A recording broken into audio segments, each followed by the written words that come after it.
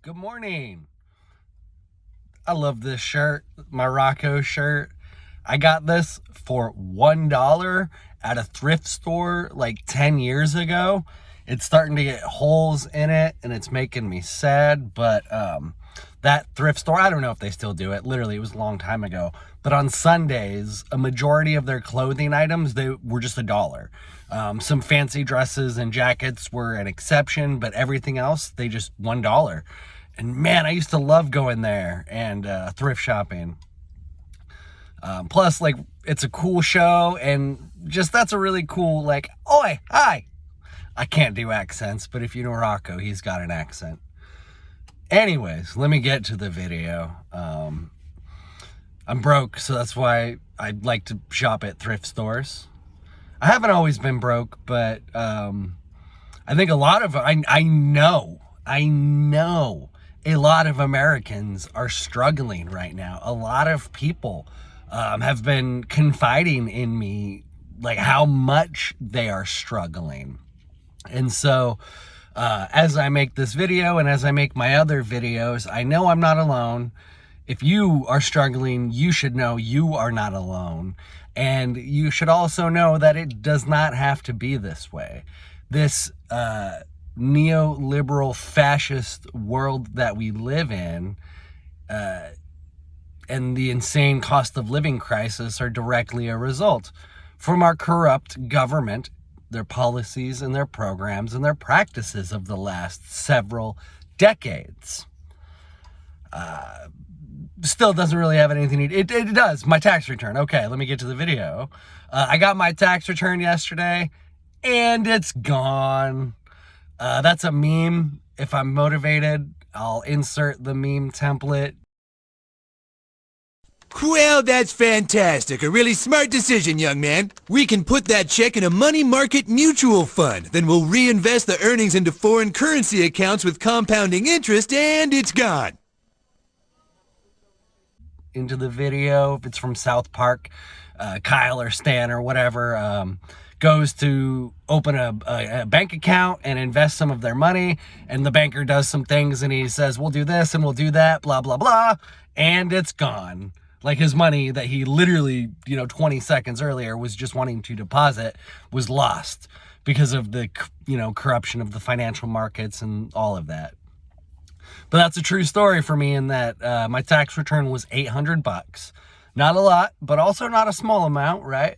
They say you should really target a $0 tax return because theoretically all the money that you get back, you lost the interest earning potential of that money, which is true if you're someone that thinks about, the interest earning potential power of my money, when 70% of Americans don't have $1,000 in the bank account. They're not thinking about their interest earning potential. They should be, and it is smart, savvy financial things to consider. But when you're living paycheck to paycheck or day to day, there was a point in my life where I literally was living day to day. There was this app, it was called Daily Pay when I worked at Tractor Supply, and you could get access to a portion of your funds after a few hours after your shift was done. And so I would work a shift, wait a few hours, and then ideally the goal was to have the money deposited the next day because that was free. But if you needed cash right now, you could pay a $2 or $3 fee, which sucks. Imagine all these $2 and $3 fees adding up at the ATM and adding 50 cents. Merchants add 50 cents when you use their card under $5 or $10 and $2 or $3 to cash out your money. That shit adds up. And when you're friggin' struggling, $2 or $3, it's just, it's really hard to be poor. It's just really hard. And so when people are like, how do you end up in this place? It's because you just stumble a little bit, you start spiraling. And if you don't have a support system to help stop the spiral, it goes to the streets or to unaliving, or it just goes to bad places. But let me get back to my tax return. It was $800 and I paid some bills. my insurance bill, which I know a lot of Washingtonians, but I think a lot of people across the country dealt with this. I think it was about last year where the premiums just started skyrocketing. And some of the things I saw were really frustrated me. I contacted my own insurance company, like, what the fuck? That's almost 100% increase on my premiums. That's insane. And I've seen this from my insurance company and other insurance companies saying they have to raise the rates of everyone to account for increasing payouts. Even if you're like me, I literally cannot remember the last ticket I got. It's been probably 10 years. So no tickets, no accidents, pretty good driving record. I don't drive like a grandma, but I also don't drive like an idiot. And so even with a flawless driving record, my insurance went up almost 100%. It was $80. Now it's $135. That is insane. So you get $800. 135 of that was insurance. 65 of that is my cell phone bill. So now I'm at $200 just paying my insurance and cell phone bill. 25% of my tax return is gone. I had a credit card that had $200 of a balance on it, so I threw $200 onto that. I haven't yet, but I wanted to buy $100 of crypto because that's kind of what I'm trying to use as my savings account, right? Is to just have crypto and hopefully in a few years it'll have appreciated enough to help. So that's $500. What else? Oh, and I made like another $100 payment between 3 credit cards. I have like 5 credit cards total for a balance of about $2,000 total. But like, one of them has an $8 a month fee that they charge. So it's an annual fee and they charge me $8 a month. Another one's attached to my storage unit. And so that's $50. So what was I at? $550, $600 paying a few credit cards. Not even big amounts. Like literally one of them was $8. Another was $50.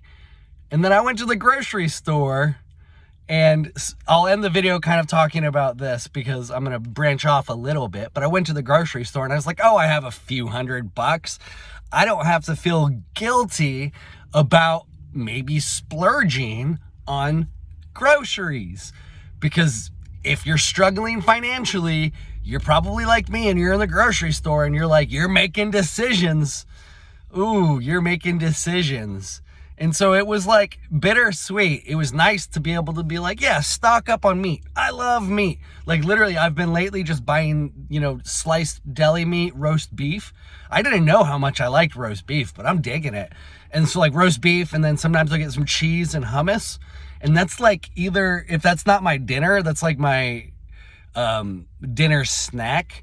Because I usually, not always, but usually just eat one meal, or like I just don't eat anything all day until about 7, 8 at night. And then I just eat a whole bunch. So I'll eat like an order of chicken teriyaki, and then I'll eat some meat, cheese, and hummus. And then like that's a meal. That's roughly 16 to 24 ounces of meat, a good amount of protein, some carbs. I'm not anti-carb, but I'm also not pro-carb. I think there's a time and a place. Anyways, grocery store. It sucks that most of the time I don't like spending money on groceries. It's weird because I feel guilty. But it was nice to be able to just let go of that guilt. And you shouldn't, and I shouldn't. This isn't the way America should be. But as I said earlier in my video, we have this fascistic ruling class that has destroyed the value of our currency and has just jacked up the price of existing. Like insurance, great example. It's illegal to not have insurance on your vehicle, right? So like the government is forcing you to get with a private corporation and to buy their service. Now, I'm not like, insurance is a good idea, don't get me wrong, but like when the government forces you to buy something from a private entity, that is not capitalism, my friends. And let's not even talk about that whole let's not even talk about the medical field. No capitalism there. Like drug companies or insurance companies can't negotiate for better prices, which is, I think, something Trump actually is trying to undo. But like, because of Congress and legislation, insurance companies are not allowed to negotiate for better drug prices in America. That's not capitalism. Let me wrap up this last little note about the grocery store. I'm a millennial. I'm 37. I don't know about you, but I remember when I was a kid, Albertsons specifically, but maybe also Safeway, but there was an Albertsons off the main road in my hometown, Port Angeles, Washington, the main road named after my family, Lauridsen Boulevard. The Albertsons is no longer there, but when I was a kid, it used to be one of my favorite things to go to the grocery store because there were free cookies. You would go to the deli bakery or the bakery and they would give away free little cookies to kids. And I loved it. The grocery store was a fun experience. You know, the cart used to be full of things. And it was just not a negative experience. Now, when you go to the grocery store, not only is it negative because of like the cost of things, but these self-checkout lanes that have very poor lane management and space and crowding, and you know, you do all the work yourself. You don't have that social interaction. The aisles seem just narrower. I mean, I'm a grown-up now, but even in my adult life, I feel like they're just shrinking and shrinking. Customer service, like everybody just looks just grumpy, and I don't blame them. I've worked retail. It sucks. I feel for these people.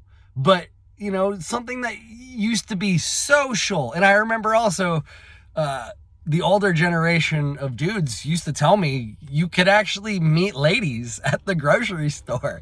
That used to be a thing. It blows my mind to even try to fathom that. Like picking up a chick at the grocery store, like being in the banana section, like seeing a pretty lady and like, you know, slinging game at her. That's so weird. But they used to do it.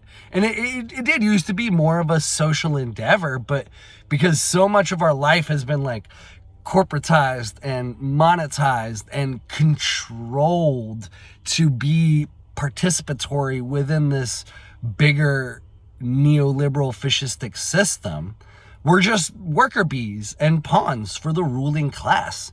And the more we go down that road, the more we lose our social connections and the more we lose connection to ourself and our purpose here on this planet.